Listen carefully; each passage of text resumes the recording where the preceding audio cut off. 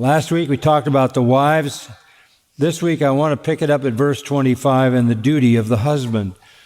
And it's so simple and impossible to misunderstand. One command: husbands, love your wives. Nothing about authority there, nothing about dominance, nothing about ruling, nothing about subjecting, nothing about commanding. Husbands, love your wives. That defines the kind of headship in a marriage that God desires. Obviously, it's never abusive, it's never overbearing, it's never inconsiderate, it's never thoughtless, it's never harsh, it's never unkind, because it is defined as love. And this is the highest and noblest of loves. The verb is agapao, that love which is the love of the will, which transcends all other loves, which by its own nature is selfless and sacrificial.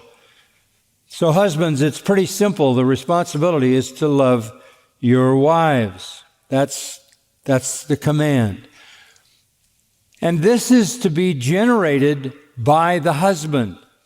Understand, the command is to the husband to love. It says nothing about the wife, whether she's lovable or not, or whether she's occasionally lovable, or rarely lovable, or never lovable. Doesn't change the command, because the command is to love your wives. And that is the reality. And the kind of love, again, is the highest and noblest and purest and best love. Now, let's define that, and we'll allow the Spirit of God to do that for us in a way that is just really overpowering.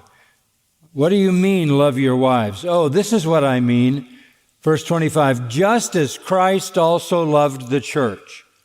Wow, that sets the standard pretty high. Love your wives as Christ loved the church. What kind of love was that? Well, he proved his love for us while we were enemies. He loved us when we were unlovable. He loved us when we were rebellious.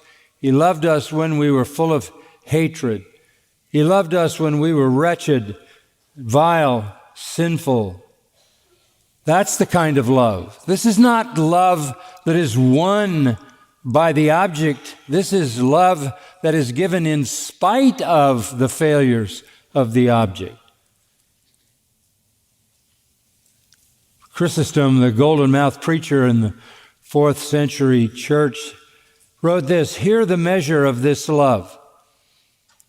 If it be needful that you should give your life for her, or be cut to pieces 1,000 times, or endure anything whatever, refuse it not.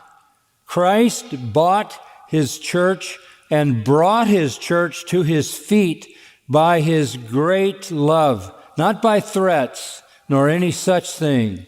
So do you conduct yourself toward your wife." He understood exactly what this is saying. Love your wife? How do I love my wife? What do you mean by that? I mean, love your wife as Christ also loved the church. That's the model, and that's the pattern, and no less than that.